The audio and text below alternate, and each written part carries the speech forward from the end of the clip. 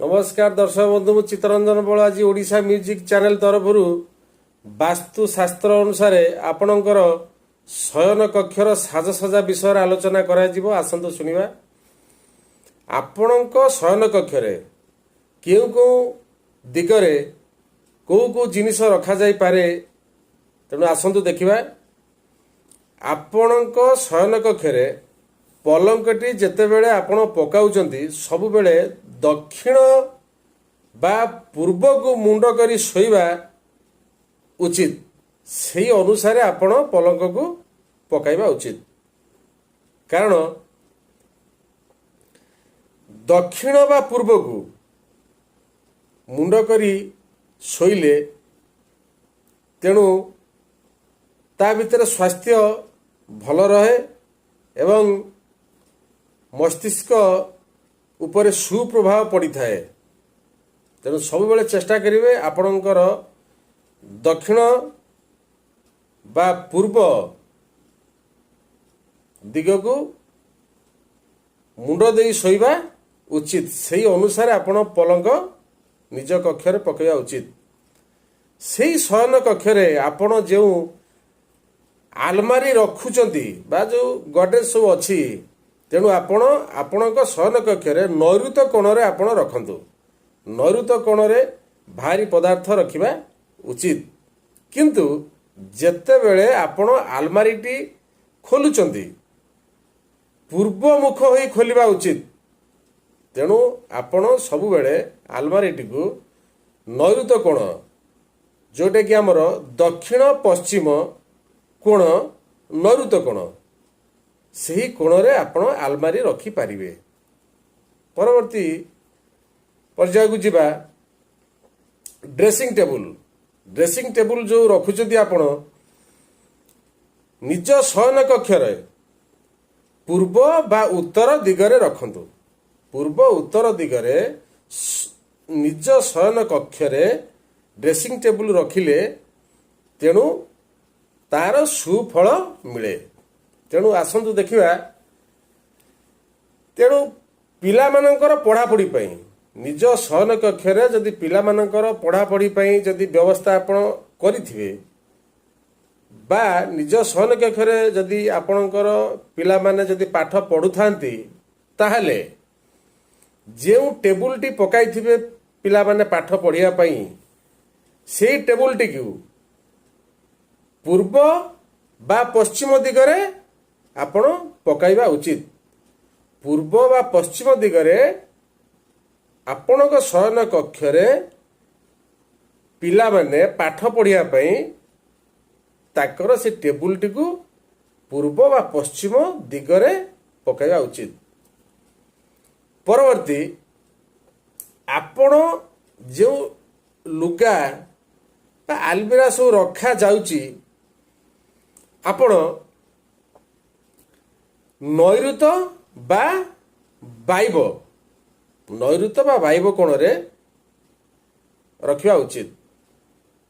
नैऋत कोण वायव्य कोण तेणु ए आलमिरा बा आपणर लुगापटा जहाँ अच्छी तेणु से स्थान रे आपण रखंतु।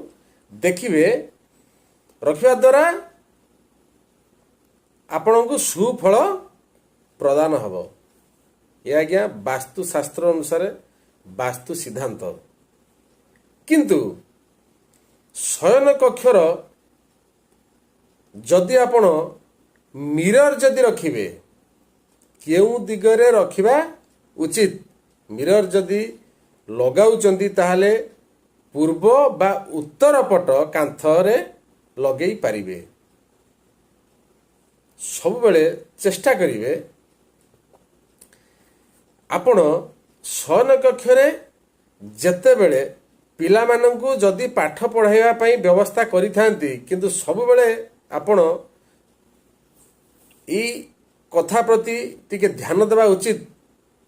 आपणको पिला को सब बेले उत्तर बा पूर्व मुख होई बसाइबा उचित। एपरि हेले पिला माननकर सब बेले पाठरे मन रहे। द्वार शयन कक्षर द्वार उत्तर बा पश्चिम ହେବା ଉଚିତ। ଶୟନ କକ୍ଷର ଦ୍ୱାର ହେଉଛି ଉତ୍ତର, ପଶ୍ଚିମ ବା ପୂର୍ବ ଦିଗ ବି ଦ୍ୱାର ହୋଇପାରେ। ଯଦି ଆପଣ ଶୟନ କକ୍ଷର ଯଦି ଥାଏ ଆଉ କୌଣସି ରୁମ୍ ଯଦି ଅଛି ତା ସହିତ ସଂଲଗ୍ନ ଯଦି କିଛି ଅଛି, ତାହେଲେ ଯଦି ଆପଣ ଗାଧୁଆ ରୁମ୍ କରିଥାନ୍ତି ବା କି ଅନ୍ୟାନ୍ୟ ଧୁଆ ଧୋଇ ପାଇଁ ଯଦି ରୁମ୍ କିଛି କରିଥାନ୍ତି, ତାହେଲେ ଆପଣ ଉତ୍ତର ବାୟବ କୋଣରେ କରନ୍ତୁ, କଲେ ତାହାର ସୁଫଳ ମିଳିବ। ସବୁବେଳେ ଚେଷ୍ଟା କରିବେ ଶୟନ କକ୍ଷର ଇଏ ସବୁ ପ୍ରତି ଟିକେ ଧ୍ୟାନ ଦେବା ଉଚିତ। ତେଣୁ ଧ୍ୟାନ ଦେଇ ଏ ସବୁ ବାସ୍ତୁଶାସ୍ତ୍ର ଅନୁସାରେ ଆପଣ ଯଦି ଠିକ୍ ଯଦି ଆପଣ କରିବେ, ତାହେଲେ ଘରର କୌଣସି ଅସୁବିଧା ହେବ ନାହିଁ। ଏ ଆଜ୍ଞା ବାସ୍ତୁଶାସ୍ତ୍ର ଅନୁସାରେ ବାସ୍ତୁ ସିଦ୍ଧାନ୍ତ। ତେଣୁ ଏଇ ଷ୍ଟୁଡ଼ିଓରେ ଅନେକ ବାସ୍ତୁବିଦ୍ ସମାଲୋଚନା କରିଛନ୍ତି ଏ ସବୁ ବିଷୟ ଉପରେ। ତେଣୁ ମୁଁ ଏଠି ଅଛି କହି ରଖୁଛି, ତେଣୁ ସମସ୍ତେ ଏଇ ବାସ୍ତୁଶାସ୍ତ୍ର ଅନୁସାରେ ନିଜକୁ ସଜାଡ଼ିବାଟା ଉଚିତ। ତେଣୁ ଆପଣ ସେଇ ଅନୁସାରେ ଆପଣ ଶୟନ କକ୍ଷର ଏସବୁ ଜିନିଷ ଯାହା ସବୁ ସାମଗ୍ରୀ ଅଛି, ତେଣୁ ସେଇ ଅନୁସାରେ ସାଜସଜ୍ଜା କରିବା ଉଚିତ। କିନ୍ତୁ ମୁଁ କହି ରଖୁଛି, ଆପଣଙ୍କ ଶୟନ କକ୍ଷରେ ଯଦି ବିଦ୍ୟୁତ ଚାଳିତ ଯନ୍ତ୍ର କିଛି ଥାଏ, ତାହେଲେ ଆପଣ ଶୟନ କକ୍ଷରେ ଅଗ୍ନିକୋଣରେ ରଖିବା ଉଚିତ। ଅଗ୍ନିକୋଣ ଆର ପୂର୍ବ ଏପିସୋଡରେ ମୁଁ କହିଥିଲି, ଆମର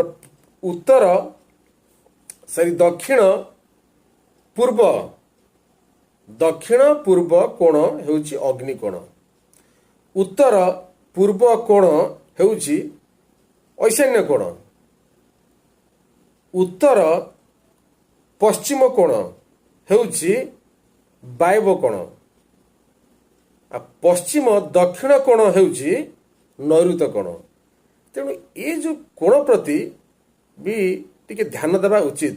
ତେଣୁ ଆଜିକାଲି ଲୋକମାନେ କୌଣସି କିଛି ନ ଜାଣି ନ ଶୁଣି ମନ ଇଚ୍ଛା ଯେଉଁଠି ପାରି ସେଠି ପକାଇଦେବା, ଇଏ ଆଲମିରା ସେଠି ରହୁ, ଖଟ ସେଠି ରହୁ। ନା ଆଜ୍ଞା, ସବୁବେଳେ ଚିନ୍ତା କରିବେ ଉପଯୁକ୍ତ ସ୍ଥାନରେ ତାକୁ ରଖିବା ପାଇଁ। ଉପଯୁକ୍ତ ସ୍ଥାନରେ ରଖିଲେ ଆପଣଙ୍କ ଶୟନ କକ୍ଷରେ କୌଣସି ବାଧାବିଘ୍ନ ଉପୁଜିବ ନାହିଁ। ନହେଲେ ଆଜ୍ଞା, ଯଦି ଆପଣ ଅସଜଡ଼ା ସବୁ ଯଦି ରଖିବେ, ଉପଯୁକ୍ତ ସ୍ଥାନରେ ଯଦି ନ ରଖିଥିବେ, ତାହେଲେ ସବୁବେଳେ ଆପଣଙ୍କ ଗୃହରେ କଳି ଝଗଡ଼ା ଲାଗି ରହିବ ଏବଂ ମସ୍ତିଷ୍କ ବିକୃତି ହେବ। ତେଣୁ ଏଥିପ୍ରତି ଟିକେ ଧ୍ୟାନ ରଖିବା ଉଚିତ।